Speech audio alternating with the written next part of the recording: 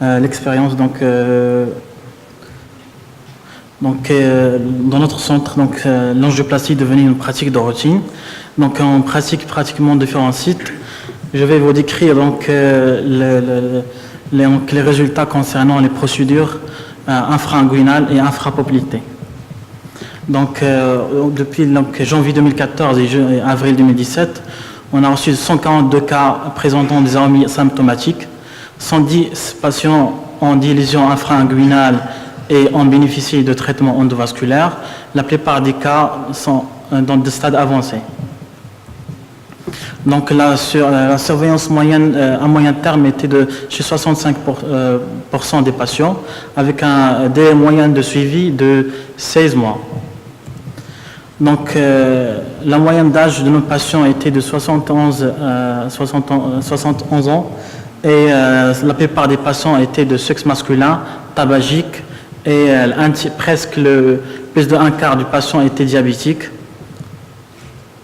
Donc le tableau clinique à l'admission des patients, donc 20% ont présenté des claudications intermittentes stade 2B et la plupart des patients sont venus à un stade avancé, c'est-à-dire en stade d'ischémie critique, et 42% ont présenté carrément des troubles trophiques. Donc la répartition des patients selon les lésions, donc la plupart des patients avaient des sténoses multiples ou des sténoses uniques. 18 patients avaient donc des occlusions. Donc la répartition selon la classification TASC 2, on remarque que la plupart, presque les 2/3 des malades étaient donc classifiés dans le TASC A et le 1/4 des patients dans le TASC C. Donc on a pratiqué en moyenne 2 procédures.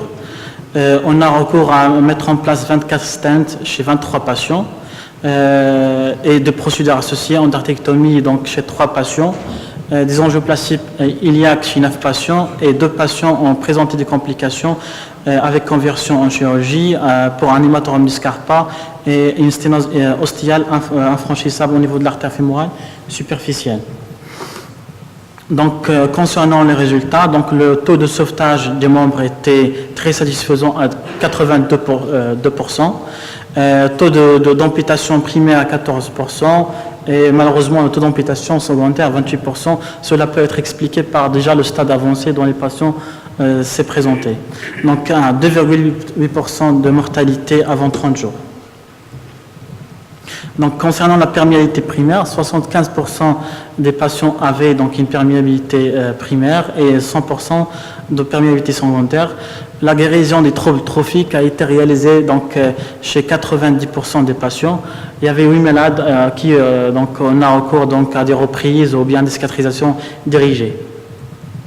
Donc, à la littérature, on a beaucoup de publications dans ce sens, mais peu d'essais donc randomisés.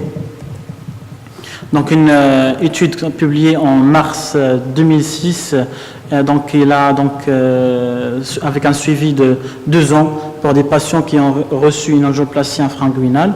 Donc il montre un taux de sauvetage du membre qui est à 90%, une perméabilité à 75% et donc il servait à 80%. On reste donc proche à cette étude pour le résultat.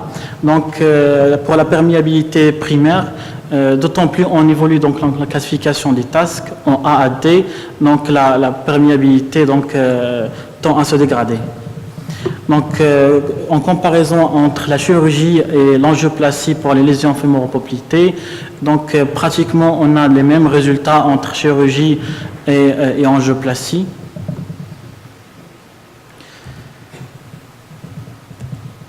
Donc, une autre étude publiée donc en 2007, qui compare donc l'angioplastie seule avec l'angioplastie mise en place d'un stent concernant des sténoses ou bien des occlusions. Donc, pour l'angioplastie ou angioplastie avec stent, on a pratiquement les mêmes résultats.